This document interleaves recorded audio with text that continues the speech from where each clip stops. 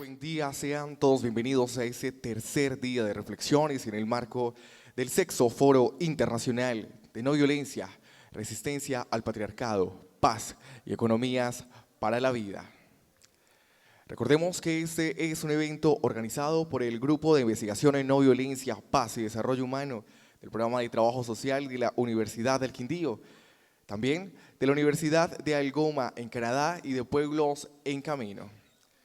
Bueno, sin más preámbulos, daremos inicio con nuestra primera conferencia del día de hoy. Para ello, hacemos el llamado a Vilma Almendra Kiwanás. Ella es representante de Pueblos en Camino. De igual forma, invitamos a Erol Pulat, representante del Congreso Nacional de Kurdistán. Ellos nos expondrán su ponencia denominada La vida más allá del patriarcado. Y para ello invitamos a nuestra moderadora, la doctora Lina María Martínez, docente del Programa de Trabajo Social de la Universidad del Quindío. Muy buenos días para todas y todos. Damos continuación hoy con nuestro panel denominado La vida más allá del patriarcado, en el cual nos acompañan, como ya nos informó nuestro maestro de ceremonias, Vilma Palma Kiwanás, Vilma Almendra Kiwanás, representando a Pueblos en Camino, y Erol Pulat, representante del Congreso Nacional de Kurdistán. Bueno, ahí de una vez aprovechamos la risa. En este panel vamos a profundizar las reflexiones sobre ese sistema patriarcal que los otros paneles han nombrado desde diferentes aristas, desde diferentes lugares, resaltándolo como un sistema central en la dominación, en la exclusión, en la discriminación, que han sufrido históricamente y que en este momento sufren aquellas y aquellos que son lo otro respecto a ese modelo dominante hegemónico de lo masculino en sus diferentes versiones, representaciones, en fin. Entonces aquí tenemos hoy una experiencia muy importante porque vamos a reconocer la presencia de ese sistema, pero también vamos a centrarnos en cómo se vive más allá de él. Vamos a darnos cuenta de aquellas estrategias de hacerle el quiebre, de resistirlo y de buscar transformarlo en las vidas cotidianas de los pueblos. Entonces, sin más, vamos a empezar con Vilma Almendra, con su intervención de 20 minutos, luego continuaremos con Erol y al finalizar ustedes tendrán la palabra para hacer sus preguntas y comentarios. Muchas gracias.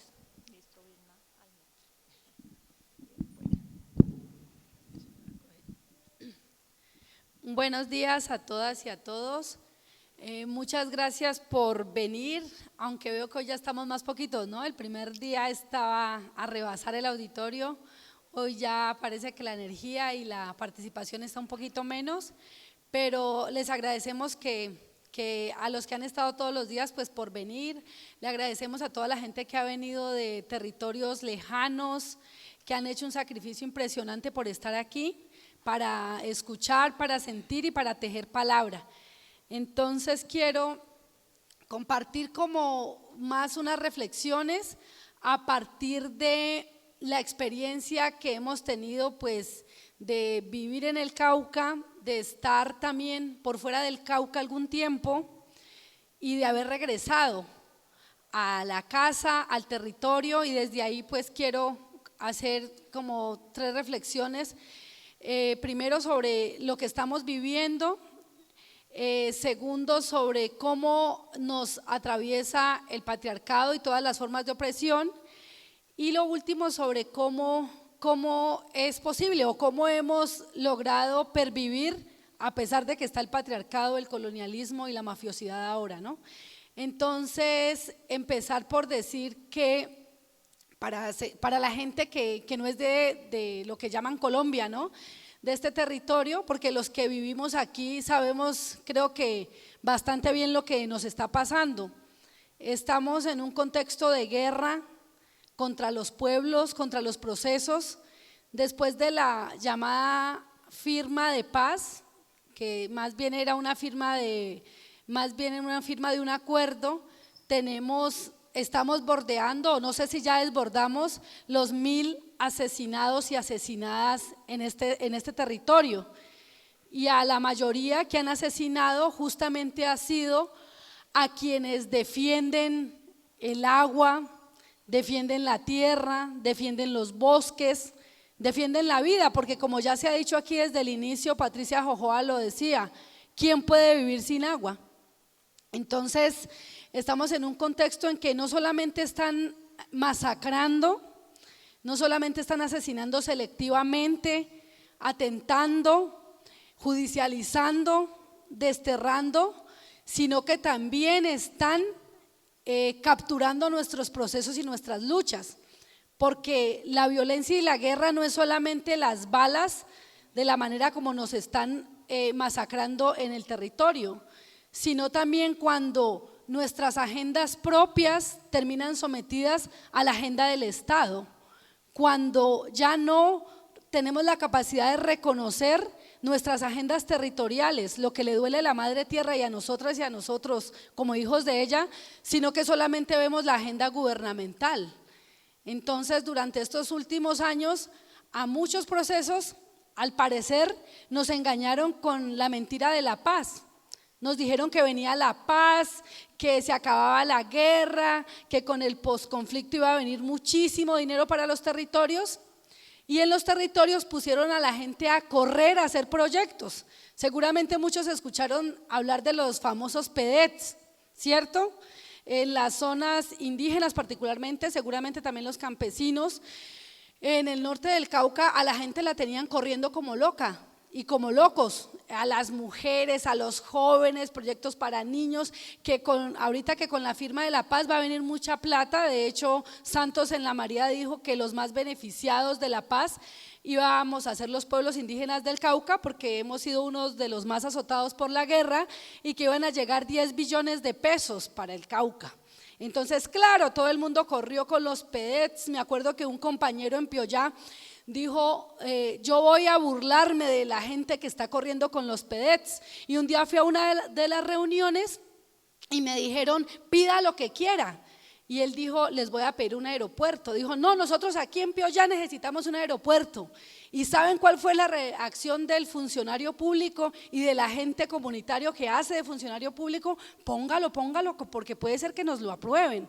Entonces él se reía porque decía, o sea, hemos llegado a tanto descaro y desfachatez que nos burlamos de la gente. Ponemos a la gente a soñar con una cantidad de cosas locas que no se van a cumplir, y los mismos agentes de la misma comunidad que trabajan para el Estado y para el gobierno se reían y decían, llenen y escriban todo lo que quieran, que eso al fin y al cabo ni lo van a cumplir. Pero entonces no gana el pueblo, pero sí ganan unos poquitos con unos sueldos jugosos porque manejan los PEDETs, ¿cierto? Entonces estamos en un contexto de guerra donde nos están matando hasta los sueños y las esperanzas, donde nos están cooptando, donde se están apropiando de nuestras agendas propias y donde se están robando hasta nuestros discursos. Hablan de mingas, hablan de buenos vivires, hablan de la descolonización, pero son solamente discursos vacíos para llenar agendas estatales y seguir reproduciendo el patriarcado en todas sus expresiones. En el norte del Cauca, en el Cauca, como en muchos otros territorios, nos están matando. No sé si aquí escucharon, tal vez fue uno de los asesinatos más visibilizados por los medios. El 29 de octubre de este año asesinaron a la compañera Cristina Bautista. Cristina Bautista junto a otros guardias y a otras guardias. Ese no ha sido el primero ni el último asesinato, ni la primera ni la última masacre. Han habido muchísimas, solo que ya los medios no dan a conocer esto. Y el asesinato de Cristina se dio a conocer mucho porque Cristina había tenido la oportunidad de estar haciendo las denuncias en Naciones Unidas, había tenido la oportunidad de estar en otros lugares con otros movimientos, y por eso se reconoce el asesinato de Cristina. Es muy difícil lo que estamos viviendo porque no solamente es la agresión de afuera, sino como cuando nosotros mismos nos volvemos el otro, la otra del sistema, reproducimos tal vez en menores escalas el patriarcado, el colonialismo, el racismo también dentro de nuestros territorios. Entonces a muchas y a muchos nos duele profundamente la pérdida de Cristina y de más de 100 compañeras y compañeros en este año en el Cauca. Pero también tenemos que reconocer cómo dentro de nuestros territorios el machismo también está vivo. Por ejemplo, Cristina fue una autoridad que llegó a ese cargo no porque fuera amiga del anterior gobernador o porque fuera amiga del alcalde o porque era amiga de las dirigencias más reconocidas y antiguas en el territorio. Cristina Bautista llegó porque ella se tomó el trabajo de caminar el territorio casi durante 2 años, particularmente con las mujeres, y escuchar y sentir y vivir la violencia contra las mujeres, las violaciones, el sometimiento a las mujeres, la manipulación a las mujeres, porque claro, muchas mujeres estamos disputando, como Cristina decía, haciendo la revolución dentro de la misma revolución, resistiendo dentro de la misma resistencia, pero no todas pueden hacerlo de manera abierta. A veces se escogen algunas mujeres que repiten el mismo discurso de las mismas y antiguas dirigencias. Esas sí son más aplaudidas y son más allegadas. Entonces Cristina llegó por mérito propio, porque la comunidad y particularmente las mujeres decidió que ella tenía que estar ahí. Y claro, Cristina llega y lo que hace justamente es denunciar, abordar contradicciones como la violencia contra las mujeres, pero no solamente adentro, sino contra el sistema. Para nadie es un secreto que nuestro territorio en el norte del Cauca casi que ha pasado de ser el corazón de la resistencia a, lo que voy a decir es muy fuerte, a ser el patio trasero de la marihuana. Nuestros territorios, particularmente en Toribío, Tacuelló, Corinto, están invadidos del monocultivo de la marihuana. Entonces, si ustedes van viajando del aeropuerto de Palmira hacia el norte del Cauca en las noches, ustedes miran hacia las montañas y parece Siloé, y no es Siloé, les llaman pesebres, son la cantidad de invernaderos de marihuana que hay ahí. Entonces, claro, esta marihuana obviamente no llegó sola, es toda una estrategia de cooptación y de forma patriarcal para dominar más. Entonces, si ven, el Cauca siempre ha sido un movimiento muy fuerte. El movimiento indígena ha convocado a grandes mingas como la del 2008, a la que acabo de pasar.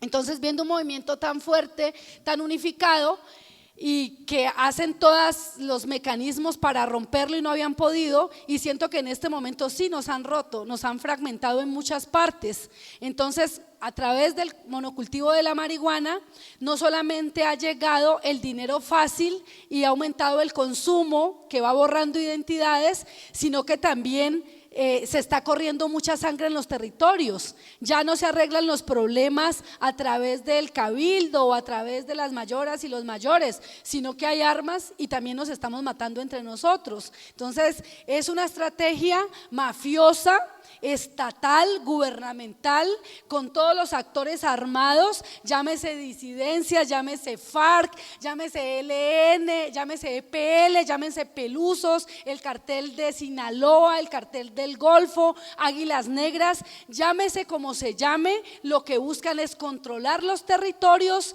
terminarnos de desterrar y convertirnos en esclavos del narcotráfico. Y ahí uno de los principales cuerpos que están siendo cercenados y asesinados son las de las mujeres y de los hombres que levantan la voz y quieren recuperar el control territorial, quieren recuperar la vida digna y quieren volver a la tierra porque los están sacando de la tierra. Entonces, para no alargarme tanto, ese es como un panorama triste, duro, preocupante que estamos viviendo y que nos está rompiendo, que el sistema y el patriarcado nos está partiendo, nos está fragmentando y no nos está dando oportunidad para sentarnos con tranquilidad a abordar nuestras contradicciones.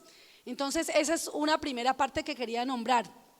Y la segunda es particularmente de ver cómo nosotras y nosotros, más allá de ser NASA, de ser MISAC, de ser Embera, cómo empezamos a reconocer lo que nos ha pasado en estos 5.000 años de patriarcado, un poquito más de 200 de Estado, que nos está matando en el territorio. Entonces, en estos últimos tiempos hemos tenido la oportunidad de participar en muchas tulpas de discusión, de debate, en círculos de medicina, no tan grandes ni tan masivos, sino pequeños sobre todo, y comunitarios, y ni siquiera tan reconocidos, donde estamos empezando a pensar cómo nos estamos reproduciendo, cómo estamos pariendo, cómo estamos viviendo y cómo estamos muriendo. Porque no estamos haciéndolo de manera natural, sino que nos estamos reproduciendo con una mentalidad totalmente patriarcal, donde obviamente es la televisión, es todos esos deseos que nos meten en nuestro territorio del imaginario, lo que nos está controlando hasta nuestras formas sexuales de ser, ¿no? Entonces, vemos en los medios de comunicación cómo nos muestran a los cuerpos de las mujeres como objeto y como forma de dominación. Entonces, eso lo replicamos, y el hecho de ser NASA o MISAC no quiere decir que no hagamos eso, lo estamos reproduciendo. Entonces, muchas de las formas de elegir ser madre o elegir tener una semilla para luchar en el territorio no depende de que lo decidamos con los ritmos y los tiempos de la luna, sino que ya tengo un pensamiento patriarcal que me domina y me está diciendo cómo reproducirme, cómo vivimos. Obviamente hay excepciones y afortunadamente todavía el patriarcado no ha podido totalizar todas las formas de vivir, pero nos encontramos en nuestros territorios muchas compañeras y compañeros que decimos que somos hijos de la madre tierra, pero tenemos monocultivos de café, monocultivos también de caña, no como Ardila Lule, pero los tenemos. Entonces, también esa forma patriarcal la extendemos al cuerpo de la madre tierra. Entonces, un solo cultivo con los fertilizantes, con los abonos y todo lo que el sistema nos dice, porque si no, no hay apoyo. Entonces esa es la forma de apoyar supuestamente a los campesinos, a las compañeras negras, a los indígenas, de que nos van a apoyar para que reforestemos, pero nos ponen eucaliptos, nos van a apoyar para la soberanía alimentaria, pero nos dicen cuáles son las 5 líneas de producción y la semilla tiene que ser certificada y con qué abonos las tengo que producir. Entonces esa es una forma patriarcal que también seguimos replicando con la madre tierra. Entonces como que el llamado es a que reflexionemos desde ahí, ¿cómo será tratar de vivir más allá del patriarcado? Porque el patriarcado no es una institución solamente. Ayer afortunadamente se habló sobre el Estado como una de las formas patriarcales existentes desde hace 200 y pico de años, que nos formatea, nos domina y nos dice cómo pensar y cómo vivir. Pero entonces, ¿cómo nosotras empezamos a pensar cómo sería la forma de parir dignamente, de vivir dignamente, de alimentarnos dignamente, de educarnos dignamente, de sanarnos dignamente, de convivir dignamente?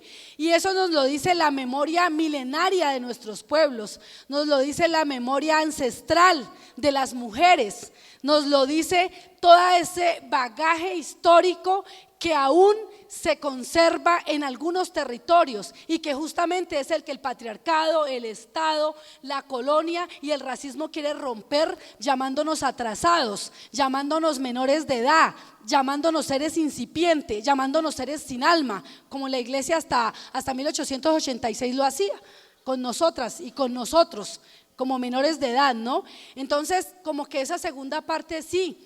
¿Cómo hacemos más allá de la categoría indio, india, indígena? ¿Cómo hacemos para reconocernos más allá de la categoría rural, urbana? ¿Cómo hacemos para reconocernos hijas e hijos de la madre tierra? Aquí también lo han dicho, no solamente en el campo se puede vivir dignamente, tenemos que vivir dignamente en la ciudad para dignificar a la gente del campo. Y eso nos lo hace la relación, el tejido desde la tierra, desde las semillas, desde la alimentación. Entonces es básico. Y la tercera cosa que quiero decir, porque ya se me está acabando el tiempo, es cómo reconocernos en esas otras experiencias que ya lo están haciendo. Aquí ya han hablado muchas de esas experiencias y no solamente discursivas, sino también prácticas.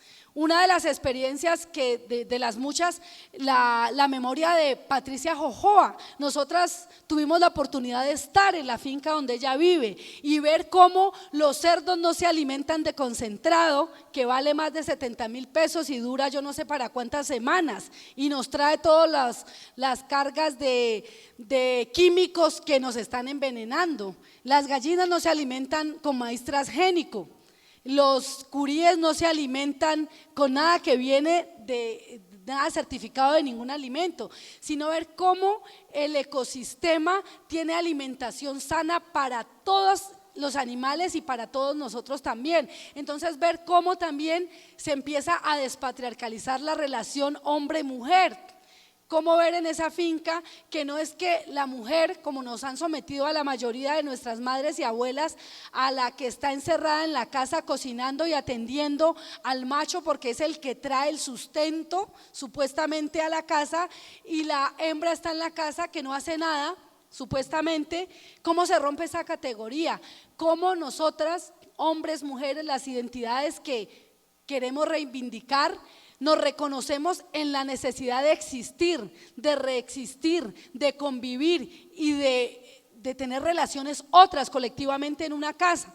Allá en el pedacito de tierra que tiene mi mamá en Santander de Quilichao, que pues apenas volvimos hace 3 años, estamos apenas intentando hacerlo. Decimos, cuando seamos grandes queremos ser como Patricia, como Toño, como Leider, que va a hablar más tarde, como gente que ya lleva mucho tiempo despatriarcalizando su pensamiento, pero también su relación con la tierra, su relación con su madre, su relación con su padre, su relación con el movimiento, porque también los partidos políticos, las instituciones y el mismo movimiento indígena replica muchas fórmulas que nos acallan. Por ejemplo, nos enseñan a obedecer. Me acuerdo en muchas discusiones en las asambleas cuando algunas mujeres del tejido de comunicación hacíamos críticas y nombrábamos contradicciones, nos decían: compañeras, es que ustedes son muy jóvenes y son muy rebeldes y desobedientes. Este proceso es de obediencia, compañeras. Y nosotras les decíamos: no, este proceso no es de obediencia, este proceso es de conciencia. Y si es de conciencia, todas y todos tenemos la capacidad no solamente de ver las contradicciones con el patriarcado, con el capitalismo, con el colonialismo y con el racismo, sino las que nos habitan. Porque el hecho de yo ser mujer, Nasa, Misak, de vivir en un territorio, no me exonera del patriarcado que yo misma puedo replicar, del colonialismo y del racismo. Yo me acuerdo que mi misma abuela me decía, hablamos mucho de los sueños. Todas las mañanas nos levantamos e interpretamos los sueños, y mi abuela, que ya se nos adelantó hace mucho tiempo, yo le decía: abuelita, ¿qué será que me soñé con un negro? Mi abuela me decía: no, se va a enfermar porque el negro es malo. ¿Quién nos metió en la cabeza que el color negro es malo?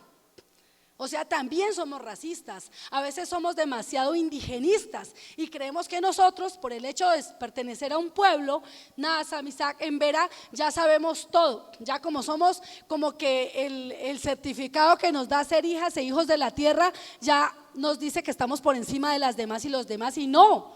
O sea, 5.000 años de patriarcado.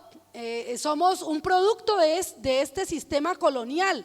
Entonces, como que el desafío que nos queda a todas y a todos es reconocer el patriarcado que nos habita, reconocer el colonialismo que nos habita, reconocer el racismo, reconocer eso en nosotros, y no es solamente como una cosa general y reconocerlo en la marcha y cuando se va a votar o no, sino reconocerlo en la manera como nos estamos alimentando, desde las cotidianidades también, cómo estamos criando a nuestras hijas e hijos, cómo nos estamos relacionando en las asambleas, en las marchas. ¿Serán solamente momentos concretos de ir a figurar y dar un discurso, o será que en la cotidianidad estamos tejiendo sobre la necesidad básica y concreta que necesitamos hoy?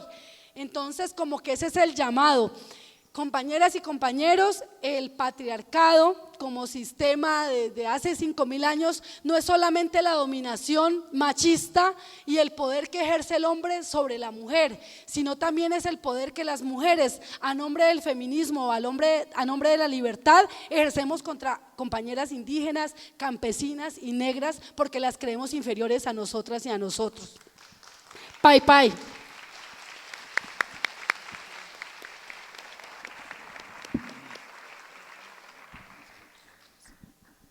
Bueno, Vilma, muchísimas gracias por estas reflexiones tan sentidas, tan profundas, que nos invitan a entender el patriarcado en toda su complejidad y nos abre una mirada para pensarnos en esa relación humana con la Madre Tierra, que también está cargada de muchos matices patriarcales. Llevarlo más allá de la intimidad, que es donde generalmente lo ponemos, y en las relaciones sociales más visibles, sino en relaciones que van también más allá de las relaciones hombres-mujeres o humanos, patrón masculinizado y aquello no masculino. Entonces ahorita vamos a continuar escuchando a Erol, quien nos comparte su experiencia muy particular desde los pueblos donde él ha vivenciado la presencia patriarcal.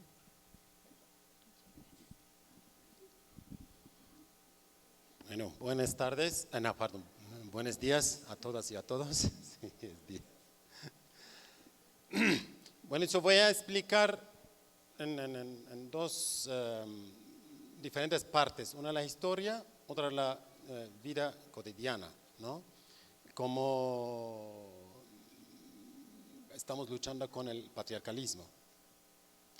Entonces, nosotros como todos los ideologías, miradas, tenemos una mirada para analizar la historia, para analizar todos que existen en este mundo, en cosmos, ¿no? Esas decimos, es muy importante para que podamos organizar el futuro, porque desde de nada no hace algo. Entonces hay una raíz de todos en la historia, ¿no? Así analizamos la historia, tenemos una mirada para analizar la historia. Cualquier cosa, cualquier problema, y nos vamos hasta el último punto que sabemos de historia. Por ejemplo, si más es un cuaderno para todos, pero para nosotros no. Esa nació, nos vamos de historia de este cuaderno. ¿Cuál es la historia de este cuaderno? Hasta el punto, hicimos Big Bang, entonces ese es un gas o en luz. Nació de allá. Desde allá hay un montón de trabajo, de vida de este cuaderno hasta hoy en día. Entonces, queremos conocer la vida, tenemos que analizar todos que hay. Y no solo del punto que tenemos en la mano, este cuaderno, es no un cuaderno. Entonces, así con la sociedad, tenemos que analizar la sociedad. Para que conocemos la sociedad, para que sabemos en qué época, en qué tiempo vivimos, qué problemas tenemos. Eso es importante para que analizar. Esa es en realidad una mirada crítica. Tiene que criticar todos para que tú puedas mejorar. Tú mejoras cuando tú criticas algo, ¿no? Así que nos criticamos este cuaderno para que podamos mejorar este cuaderno, para que sabemos la historia de este cuaderno. Para que criticar tiene que saber la historia, ¿no? Esa es. Bueno, yo voy a explicar poco a poco porque la historia del ser humano es muy larga, muy larga, no tenemos así tiempo. Voy a explicar con algunas palabras y el resto tiene que buscar, hay mucha información en este mundo. No tenemos una información que es de nosotros, ¿no? Hay mucha información, pero tiene que analizar con una mirada cómo analizas toda esta información, para qué y cómo, ¿no? Esa es nuestra mirada. Entonces decimos, nos nacimos dos veces. Una en África, hace 2-3 millones de años, ¿no? Ese es el primer nacimiento del ser humano.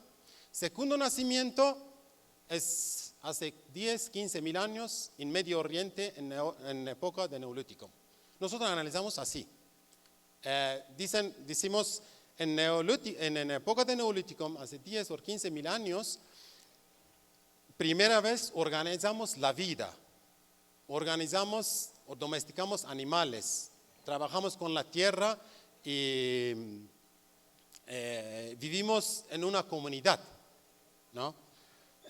Por eso decimos, fue una revolución del ser humano para organizar esta vida, este tipo de vida, ¿no? Esa es para nosotros una revolución. Y esa decimos en una revolución de las mujeres.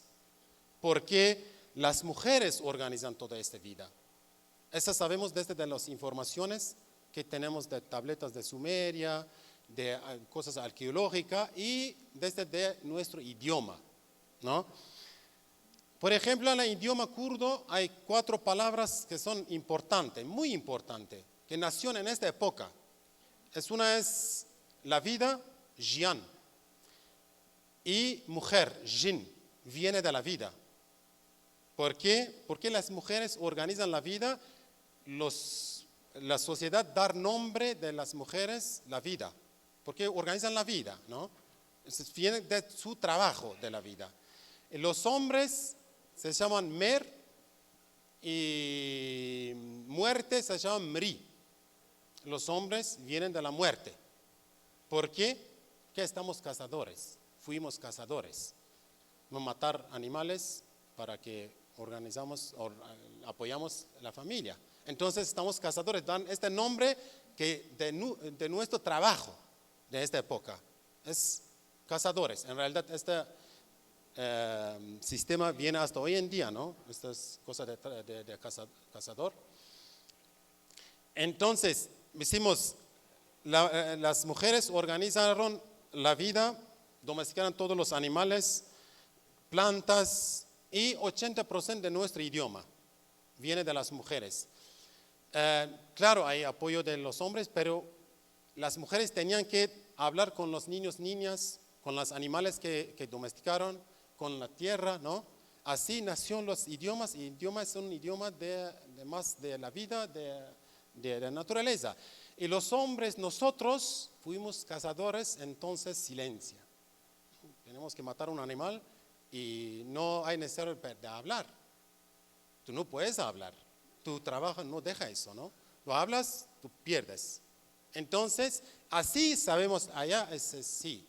Esa es la realidad del ser humano en nuestra historia. Entonces, desde allá, decimos, esta fue una revolución de las mujeres en esta época, del ser humano en realidad. No significa que los hombres nosotros somos malas, ¿no? Ese fue nuestro trabajo, no sé, en la historia. Entonces, después, cuando había unas riquezas en Medio Oriente en esta época, hay hombres mayores que creo que no fueron de acuerdo, que lo explican en estas tabletas de Sumerias, con el sistema de las mujeres, y querían organizar para los hombres algo, ¿no? Son hombres mayores, se organizan en un sistema con hombres chamanes, que también trabajaban con la tierra, o de salud, y jóvenes cazadores. Organizan un sistema para controlar el sistema de las mujeres, ¿no? Así hay una pelea, hay unos mitos, ustedes pueden leer, que en época que los sumerias, después los babilonios, escribieron en tabletas, ¿no? Y esos 3 organizan un sistema que se llama Zigurats. Más arriba es Dios, organiza un pensamiento de Dios, pero dura 2000 años hasta que los pueblos aceptan este pensamiento, ¿no? Esos trabajan, los hombres, hasta que la sociedad acepta este pensamiento de Dios. Más arriba los Dios, después representante, son estos hombres, como chamanes, jóvenes cazadores con armas, y más abajo son representantes, otro representante, y último son los pueblos. Primero, adentro del nivel dioses, hay unas diosas también, ¿no? Primero fue unas diosas, hasta que fue un conflicto muy grande adentro de 2 dioses. Dioses Enki es hombre, dioses Inanna es mujer, y con una pelea, esta mujer pierde a todos. Ese es, decimos, último punto donde las mujeres pierden todo su conocimiento de sociedad, ¿no? Ese es hace 5000 años antes de Cristo. Fue eso. Y esta mujer, Inanna, las diosas, por último dijo un dicho, dijo: tú, Enki, tú me robaste todas mis riquezas. Dice 104 riquezas. Estas riquezas significan cómo domestican animales, cómo organizan aldeas, cómo trabajan con la naturaleza, ¿no? Esas son riquezas. Y los hombres toman todo eso y usan para este sistema de jerárquica de los hombres, como en época de evangelización en Europa de cristianismo, donde mataron a las mujeres, antes que matan, sacaran todas las informaciones que ellas tenían, usan para la iglesia, ¿no? Así fue en esta época que en las tabletas escriben todo eso. Entonces, desde allá empezó el sistema de los hombres hasta hoy en día.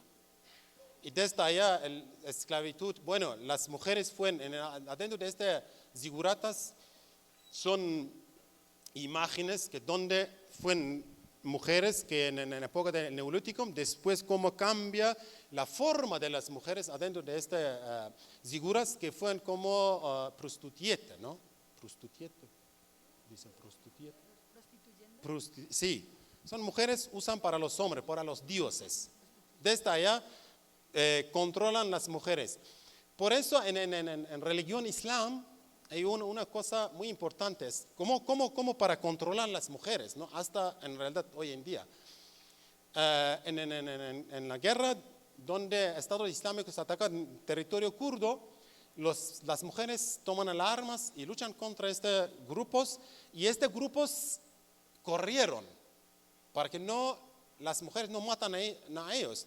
En realidad antes no sabíamos eso, ¿no? ¿Por qué esos corren y no matan a las mujeres y corren de las mujeres? Porque la religión islam dijo que cuando una mujer va a matar a un hombre, este hombre no puede ir al suelo, porque el hombre nació en cielo, nació en el costillo de los hombres, el resto, todo el mundo es una parte de Dios, pero las mujeres no. Son una parte de los hombres, así que esta mujer no puede matar. Entonces tú tienes control a esta mujer, así que esta mujer no va a ser peligrosa para ti. Esa es la mirada, esa es la fuerza de los hombres, cómo organizan esta mirada para controlar a las mujeres hasta hoy en día, ¿no? Por eso la estructura familiar en el Medio Oriente, mayoría hoy en día también, así fue en Kurdistán, ¿no? Hombres, niños, en realidad niño, ¿no? Animal y mujer. Hacia la estructura, mujer no tiene nada de derechos. Hasta hoy en día, ustedes ven en el canal de televisiones, mujeres, mayoría de las mujeres no pueden salir de casa, tapado, o sea. Ese viene el pensamiento donde los curas, ¿no? Los curas de Sumerias organizan una mirada, una mentalidad, cambian la historia, la mentalidad del ser humano. Así decimos, estos 5.000 años es contrarrevolución de las mujeres. Esa es una revolución contra, es no una cosa bien. Todos los pensamientos que nacieron en esta época de 5.000 años, puede ser, hay ideologías que querían resolver problemas, pero mayoría, en realidad todos fueron de los hombres, desde el anarquismo hasta el fascismo, ¿no? Son mayoría pensamiento, mirada de los hombres. Y así es la historia, así analizamos la historia, punto por punto, ¿no? Ahora las mujeres kurdas están organizando eso, dicen, esta historia es no mío, voy a buscar mi historia, voy a escribir nuevo mi historia. Estoy no una raza, no voy a luchar por una raza, por un territorio, voy a luchar por las mujeres del mundo, ¿no? Entonces, esa es otra parte de mirada que las mujeres kurdas están organizando eso con academias, con conferencias, ¿no? Y también como después voy a explicar cómo quieren cambiar la mentalidad de los hombres que están luchando con ellas juntos, ¿no? Sí, esta es nuestra mirada de la historia. Entonces, voy a explicar ahora desde esta historia, de historia nuevo, de años 60, 80, hasta hoy en día, cómo fue adentro de este movimiento.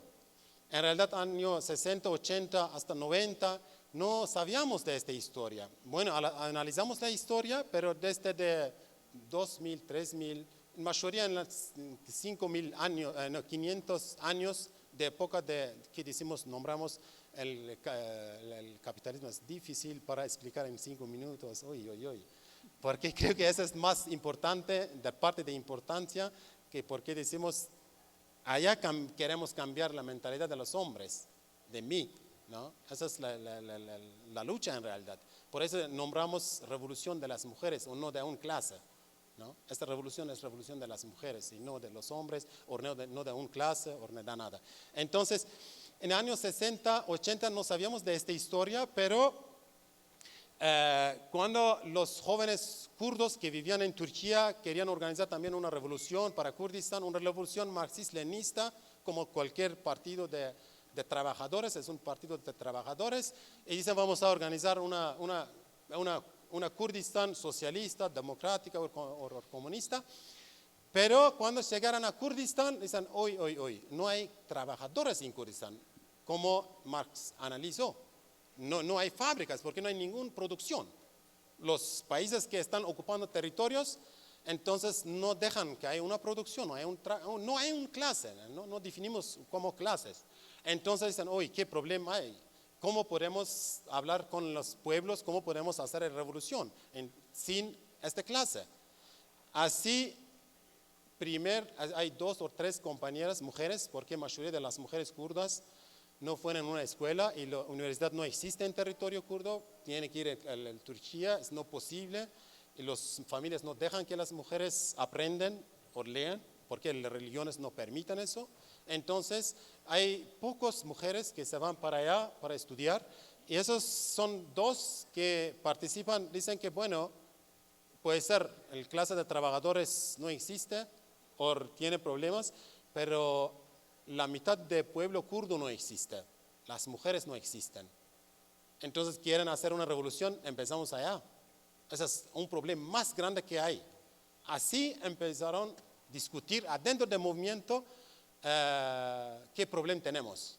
Ese fue un problema más grande en realidad del pueblo kurdo. O sea, allá tenemos que empezar. Esa es una revolución no contra un Estado.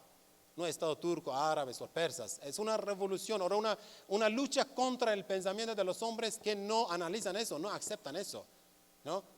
Que la mitad del ser humano, del pueblo kurdo, son mujeres, y estas mujeres no existen, ¿no? No tienen ningún derecho. Entonces empezamos de allá, no una clase de trabajadores que luchan para 2 o 3% más de dinero, ¿no? Eso es no.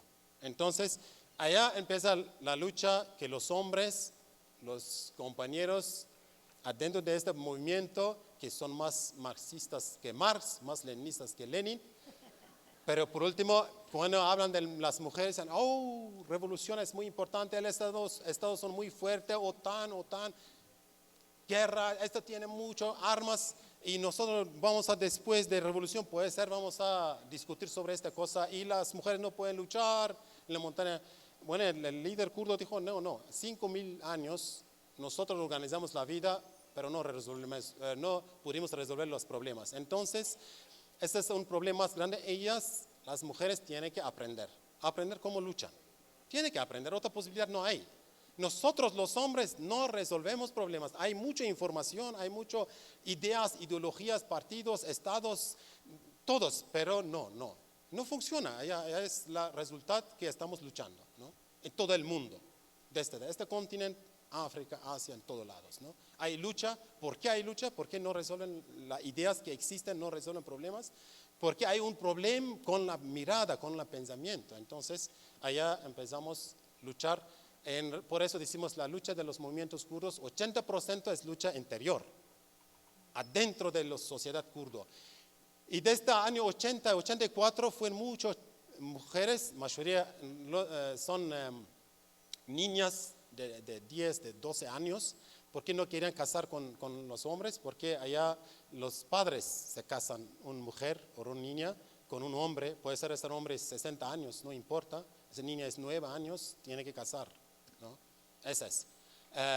Y estas mujeres o niñas querían ir a montar y dicen, hay una guerra, hay una revolución vamos a participar. Así ahora sí vamos a morir, ¿no? Estamos esclavos de la casa, entonces nos vamos.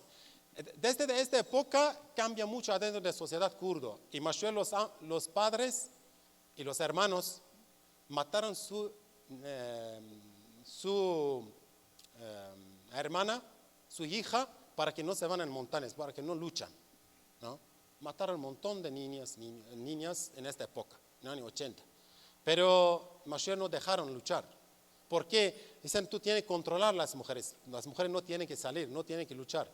Y adentro del movimiento fue una lucha que los hombres, nosotros pudimos vivir en montañas con armas, con todas las cosas que teníamos, y las mujeres tenían difícil para vivir en la montaña, porque mayoría vivían en las aldeas. Entonces, los hombres dicen otra vez, bueno, lucha de las mujeres está bien, pero las mujeres no pueden tomar armas, no pueden luchar con armas en las montañas, es difícil.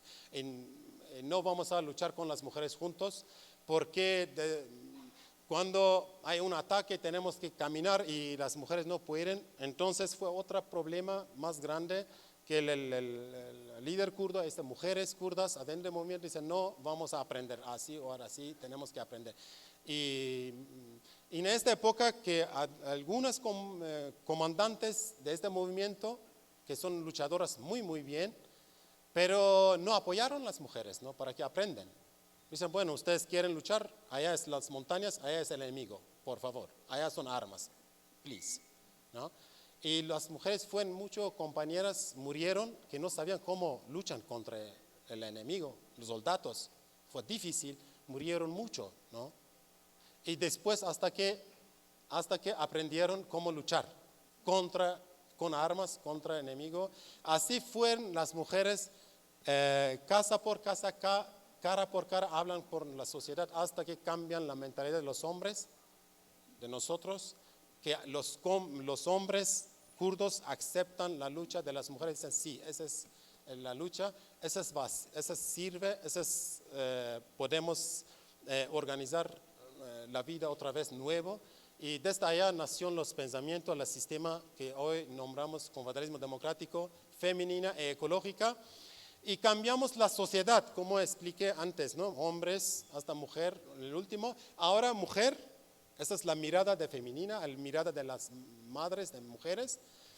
Acá son niños, jóvenes, animales, naturaleza, que queremos cuidar, el hombre el último. No significa nosotros somos últimos. No, el pensamiento, la mirada es último. Esta mirada de los hombres, y ahora dejamos en el parte, ese sistema se llama confederalismo democrático femenina ecológica. Y creo que después vamos a explicar eso, pero cuando hay tiempo, ¿no? Gracias.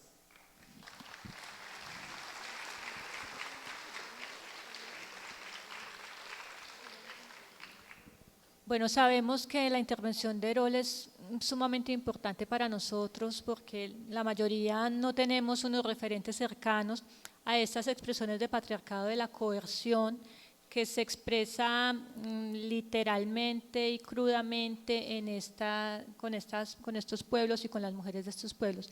De esta manera me gustaría que abramos la participación de ustedes frente a estas reflexiones de cómo, si bien desde una mirada legendaria las mujeres son organizadoras de vida, en la práctica el trato que se les da es como solamente reproductoras biológicas de ella. Entonces me parece que es un llamado muy importante que aquí nos invita a reconocer Erol, y yo creo que es como un punto central en esa nueva mirada que no está proponiendo dejar a los hombres de últimos, porque sería reproducir la misma situación pero al revés, sino la mirada masculinizante y centrada en los hombres, lo que se propone aquí, que quede casi por fuera de la forma de organizar la vida en el pueblo kurdo. Entonces invitamos a quienes tengan preguntas o comentarios para animar la conversación. Bueno, muy buenos días a todos. Me presento, mi nombre es Paula. Realmente yo lo que quiero hacer es un pequeño comentario a lo que nos invitan ambos ponentes, es ese empoderamiento de la mujer y de cierta manera y de manera implícita también del hombre, a respetarnos a nosotros mismos, respetar nuestros territorios y también entiendo que ambos presentan una estratificación de los saberes que ha venido desde la colonialidad, quizás desde antes, y que de cierta manera nos tildan de subdesarrollados, nos tildan de que no sabemos, no conocemos, y realmente una de las fallas que tiene la revolución científica es precisamente eso. Entonces realmente quería decir eso, no sé si es un aporte muy grande y muchas gracias.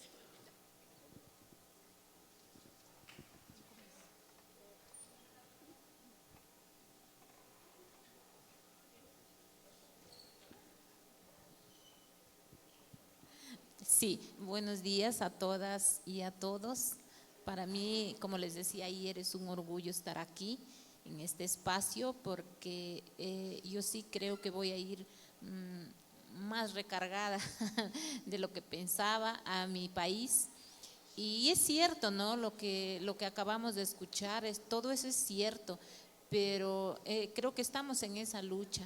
No importa a la edad que tenemos, pero yo creo que es importante esta lucha que hemos iniciado desde las mujeres para poder cambiar este modelo, este sistema que nos están imponiendo, ¿no? Yo creo que en todos nuestros países existe eso, nosotros allá en Perú le decimos machistas, el machismo nos está matando, ¿no? Porque lo que tratan de hacer el sistema opresor es de hacer que nuestros compañeros hombres nos tengan como que somos el terror, ¿no? Como que estamos luchando contra ellos, ¿no? Tratan de hacer cambiar la idea a los compañeros hombres diciéndoles, oye, que no se meta la fulana, mira que no se meta, cómo se va a meter en nuestras vidas, cómo se va a meter a hacer cambiar a las mujeres, si nosotros somos los hombres, nosotros somos las que tenemos que dominar, ¿no? Y entonces nos hacen seguimientos, nos tratan de poner trabas en el camino cuando nosotras empezamos esta lucha, ¿no? De hacer cambiar la mentalidad a las mujeres para que puedan defenderse en la vida, para que nosotras en algún momento que no esté el compañero en nuestro costado sepamos defendernos solas, ¿no? Entonces yo creo que esto a mí particularmente me está dando otra mirada de cómo es que tengo que ir a seguir transformando en mi pueblo, en mi comunidad, y eso yo me voy muy, muy satisfecha de estar en este espacio y agradeciéndoles nuevamente a todos los que están exponiendo estos temas, ¿no? Gracias. Buenos días, gracias a la compañera Vilma por las reflexiones, al compañero Erol por lo que nos comparten desde la lucha del pueblo Kurdistán, desde la lucha del pueblo kurdo, y yo creo que es un llamado urgente, ¿no? De nosotras las mujeres, de cómo abrir espacios entre nosotras, espacios de mujeres, que es urgente, es un llamado urgente para, de verdad, de todo lo que nos han planteado acá, del Estado, del patriarcado, del capitalismo, de todo esto que está acabando con la vida, y de qué forma nosotras desde estos espacios empezarnos a pensar y a organizar, porque yo creo que no los tenemos, o si los hay, como decía la compañera Vilma, a veces estamos reproduciendo esas formas de autoritarismo, de lo que nosotros siempre hemos venido criticando. Entonces, como también eso, ¿no? De que nosotras nos organicemos, o sea, empezamos a abrir espacios para nosotras las mujeres y encontrarnos entre mujeres. Entonces yo creo que eso es urgente.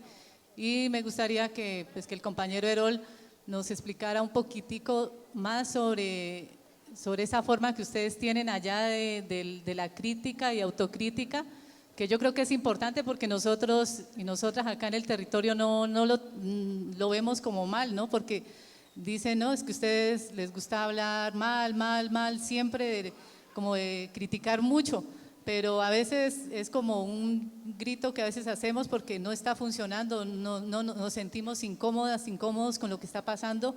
Entonces yo creo que esto de la crítica y autocrítica, ¿cómo nos puede servir a nosotros y a nosotras acá en nuestros territorios? Gracias, bye.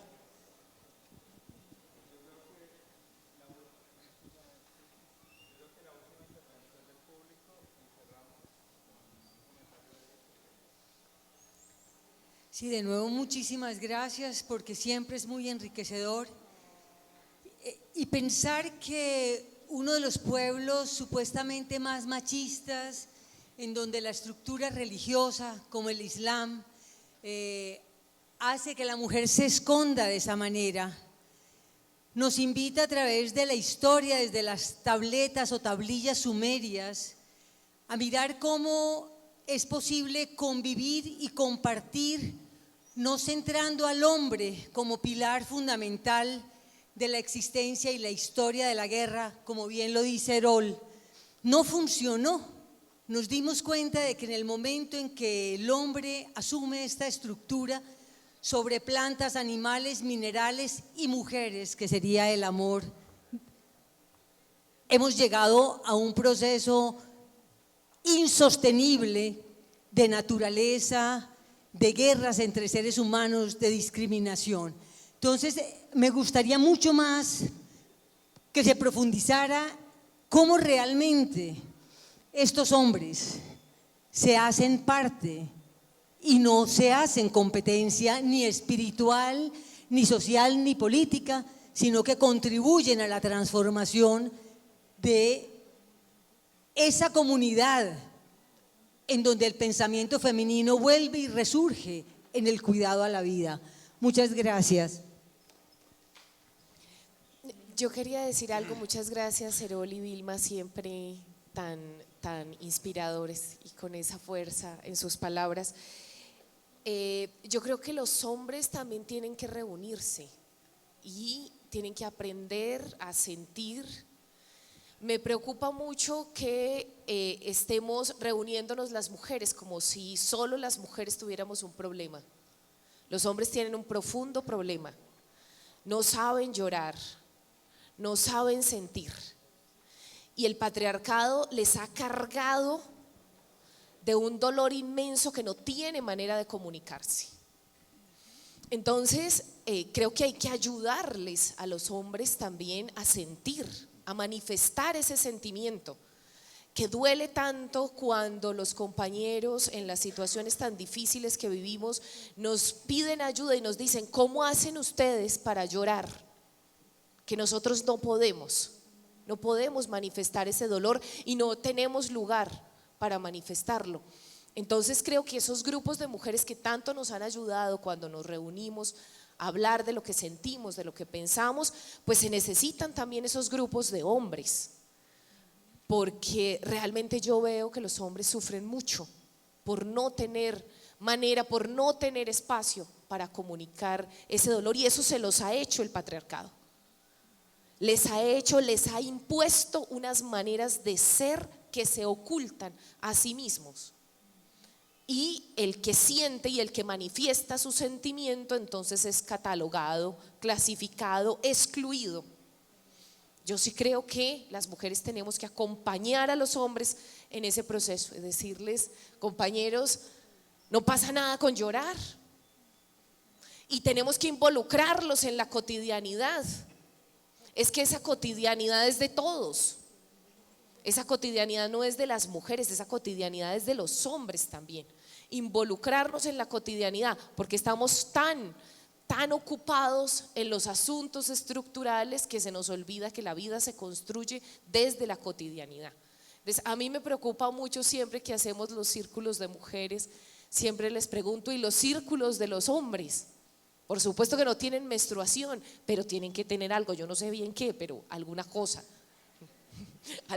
que se reúnan. Nosotros hablamos de la menstruación y tenemos que hablar de ello, pero algo tienen que tener ellos y que lo descubran entre ellos. Pero nosotros motivar que se junten, hablen de sus emociones y que se toquen. Nos ha costado un montón en los espacios que tenemos comunitarios. Cuando nos acariciamos en el grupo, nos hacemos masajes, pues los hombres no se tocan, les da miedo tocarse, no sé por qué, es difícil que se toquen entre los hombres, y nosotros somos motivándolos y nos dicen: no, estas mujeres siempre se la pasan es como manoseándose. Y qué bueno que nosotras tenemos esa libertad de acariciarnos, de peinarnos, pero qué dolor que los compañeros algo les impida entre ellos también consentirse como hombres.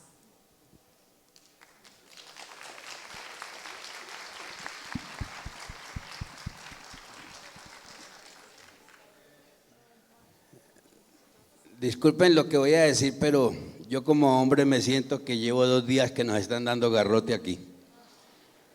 Y lo digo con cariño, porque así como la mujer ha ganado, ha pedido y ha ganado ese respeto de no generalizarla, ¿sí? Los hombres también. Y yo quiero hablar aquí a nombre de los hombres que lloran. No es raro que llore ahorita. Pero también hemos venido desarrollando un proceso en muchos espacios donde me he movido, especialmente en el círculo de ecoaldeas de Colombia, llamados de la montaña, encuentros de permacultura, donde muchos círculos de hombres hemos hecho. Y han sido muy interesantes. Y han sido tan profundos que yo puedo asegurarle aquí de que los hombres también hemos sido muy maltratados en la niñez. Hemos sido violentados en la niñez. Y eso en los círculos lo hemos logrado sacar a flote. Es cierto que hay una cáscara ahí, dura, pero es una cáscara que hemos venido arañando y hemos ido aprendiendo a hablar desde el corazón. Y como anécdota les cuento, el primer círculo de palabra que hicimos por allá en el tercer llamado a la montaña, pues lo hicimos porque las mujeres dijeron, nosotros esta noche nos reunimos porque tenemos círculo de mujeres. Y nosotros nos quedamos mirando y dijo, pues, nosotros también. Y nos fuimos y nos reunimos y empezamos a hablar, pero hablaba la mente. Y ya llevamos así como 1 hora. Y se paró un profesor ya mayor de la Universidad Nacional, un viejo muy lindo, y dijo, ¿sabe qué?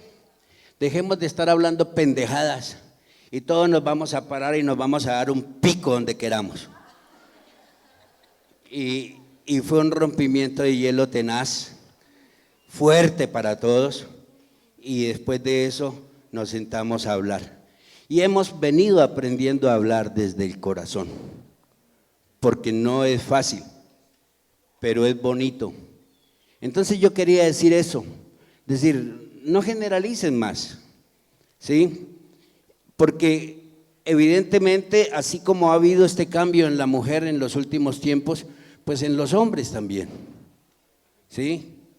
Y también nos acariciamos y también nos tocamos el pelo y también cuando nos encontramos nos damos un pico, porque eso forma parte de ese nuevo hombre. Y también hemos encontrado nosotros que para encontrar ese hombre que hable desde el corazón, también tenemos que encontrar nuestro femenino. Y yo digo particularmente lo siguiente porque es mi caso. Aprender a hablar desde ese femenino lo debo a que mi compañera y las mujeres en mi comunidad empezaron a hacer las siembras de luna con los hombres. Y yo le dejo este mensaje aquí a las mujeres que están y a los hombres que están, a las mujeres que inviten a los hombres a sembrar esa luna y los hombres que le pidamos ese derecho también que tenemos de acompañarlas en ese momento, porque esa es una energía que está oculta en nosotros. Y ese lado femenino está latente en nosotros y en muchos hombres y en muchos jóvenes de hoy en día, ¿sí? Entonces ahí estamos para que nos sigamos buscando. Y las mujeres que siguen insistiendo en sus círculos de mujeres que son necesarios para ellas, por supuesto que son necesarios, también abran las puertas para hacer los círculos mixtos, porque tenemos los mismos problemas.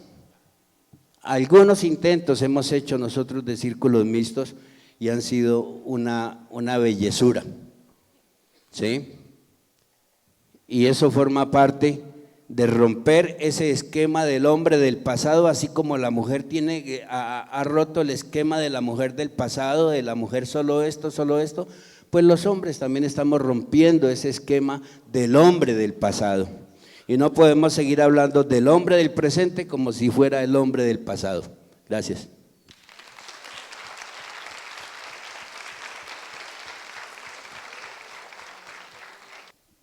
Bueno, como os digo, esto es una historia muy larga para analizar, conocer todo eso. Y hay cosas que vienen con nosotros, los hombres. En realidad, sí, nosotros olvidamos, nos matamos nuestro sentimiento para que no lloramos, ¿no? Los hombres. Así hacemos contra nosotros también, ¿no? En esta historia que conocemos, viene cosas como cosa genética con nosotros, los hombres. Así que no podemos cambiar. En los últimos 40 años había una lucha muy grande, pero las mujeres kurdas, o el movimiento kurdo, dicen no, por último, estamos en un punto, podemos frenar el pensamiento de patriarcalismo, que no significa que terminamos adentro de la sociedad, ¿no? Con los sistemas que queremos organizar, queremos más frenar y después mejorar. Por eso hay un sistema que decimos crítica y autocrítica. Esa es crítica y autocrítica para que mejoramos algo, ¿no? Cuando no puedo mejorar este cuaderno, entonces voy a dejar criticar. Cuando no puedo mejorar a mí, no voy a dar una autocrítica. Y hace 40 años, cualquier cosa que hacemos, tú tienes que dar una crítica, autocrítica, porque adentro de la sociedad todavía todas estas enfermedades viven, ¿no? Todos, el pensamiento del patriarcalismo. Entonces, con crítica o autocrítica tú puedes mejorar algo, mejorar los sistemas. Y eso es muy importante en territorios donde los kurdos dominan o organizan. Entonces, organizan con la educación, con un sistema de educación más femenina, son mayoría las mujeres. Desde de niños, decimos una educación hasta muerte, tenemos que aprender los sistemas. No vamos a aprender para que podamos en el futuro trabajar mejor, ganar mejor, no, para vivir mejor. Por eso necesitamos una educación, un sistema de educación.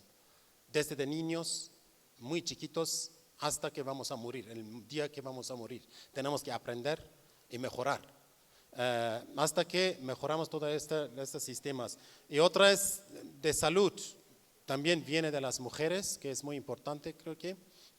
Ahora queremos otra vez que las mujeres organizan el sistema de salud, que como la educación, que antes las mujeres organizaron mucho mejor, y asimismo con los niños, niñas. Y justicia, ¿no? El sistema de justicia es también otra parte es que muy importante, que también son mayoría las mujeres. Cuando hay un problema dentro de la sociedad, las mujeres organizan y hablan. Puede ser un problema dentro de los hombres, una mujer, pero las mujeres tienen que resolver este problema, ¿no? Y hay también, claro, hombres, pero son mayoría con una mirada, pensamiento de las mujeres. Y, bueno, ese sistema crítica, autocrítica, hay necesario que analizar todo eso, explicar eso, pero creo que no hay mucho tiempo para explicar ese sistema. Decimos régimen verdad, un sistema. Es no así, no vamos a volver en la época de Neolítico, ¿no? ¿Sí? Entonces, en esta época donde vivimos, por eso decimos una modernidad democrática, un sistema que vamos a construir por esta época, donde vivimos. Puede ser en 50 años, en 100 años va a cambiar muchas cosas. Entonces, esta es solo una mirada, un pensamiento, un sistema que queremos organizar en esta época. Por eso esa es una mirada más abierta. No vamos a decir, ese es un pensamiento que va a servir, ¿no? Porque la teoría, mayoría, es muy bien, pero cuando te vas a practicar con la sociedad, con diferencias, riquezas de sociedad, hay algunas cosas que no funcionan. Entonces tú tienes que mejorar adentro de la práctica, ¿no? Para que funcione. Esa es en realidad la lucha de los movimientos kurdos.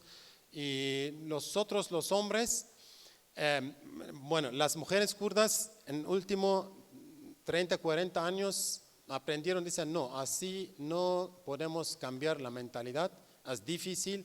Entonces, para que ellos dicen, los hombres tienen que cambiar su mentalidad, tienen que aprender, tienen que trabajar con nosotros, nosotras. Pero por último, las mujeres kurdas dicen, no, así no. Entonces, nosotras vamos a cambiar la mentalidad de este hombre así que yo puedo vivir con este hombre. Porque este hombre no va a cambiar a sí mismo. Entonces, nosotras tenemos que cambiar. Así decimos en Revolución General de Kurdistán, o movimiento kurdo, dice, los pueblos Medio Oriente no van a cambiar, no van a dejar controlar nuestro territorio. Entonces nosotros tenemos que cambiar la mentalidad de estos pueblos árabes, persas, turcos, para que nosotros podamos vivir con ellos. Cuando no, vamos a luchar, puede ser con apoyo de algunos países, estados, ganamos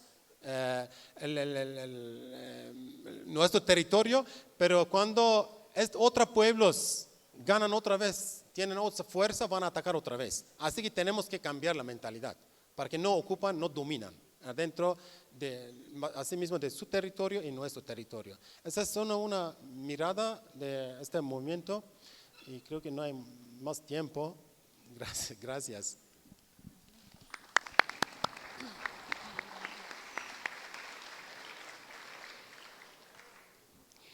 Bueno, me alegra mucho que se haya despertado la palabra, la mayoría de mujeres, ¿no? Y finalmente un compañero, porque lo que vemos en la mayoría de eventos siempre son los hombres que tienen la palabra, ¿no? Y se disputan la palabra, y esta vez creo que fue al revés, ¿no? La mayoría fueron mujeres que reaccionaron y bueno, ahí se plantearon algunas tensiones importantes. Me parece que, como dice el compañero, no podemos generalizar. No podemos generalizar porque él nos está contando de la experiencia que tiene él en su comunidad y nosotros estamos hablando de las experiencias que tenemos nosotros en nuestra comunidad, entonces no es bueno generalizar. Me encantaría que esa experiencia que él tiene la compartiera con compañeros de otros territorios, porque desafortunadamente lo que yo veo donde estoy, donde vivo en la comunidad, es que la mayoría de compañeros trabajan en el campo, entonces se van muy temprano.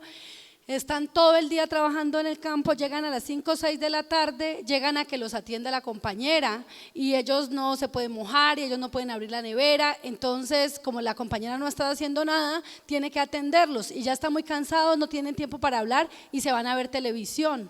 Entonces me alegra que eso no suceda donde él y ojalá comparta, pero en los demás territorios es así. A las compañeras todavía las golpean, muchas compañeras no van a las reuniones porque les da miedo que su marido la regañe o porque sus hijos quién los va a cuidar. Entonces es una realidad dura que vivimos. Obviamente en los últimos tiempos algunas mujeres, no todas, han empezado a liberarse y a tratar de compartir la carga, ¿no? Porque no es ahora que el hombre se meta a la casa y haga lo mismo, sino cómo compartimos las cargas. Eso lo hemos visto, por ejemplo, en las experiencias con las compañeras zapatistas, que nos dicen que también sufrían eso mismo al inicio y como ahora el compañero no tiene problema en quedarse cuidando a sus hijos e hijas mientras la compañera va a participar. Entonces no es bueno generalizar y reconocernos desde cada contexto de la problemática que nos está atravesando. Y quería como también resaltar dos frases de dos compañeras, también pensando en estas violencias. Cristina Bautista decía: la mujer es fundamental en la cosmovisión NASA, solo falta que se cumpla. Las compañeras desde Kurdistán nos dicen: sin crítica y autocrítica no hay transformación. Entonces esa es nuestra invitación. Pai pai.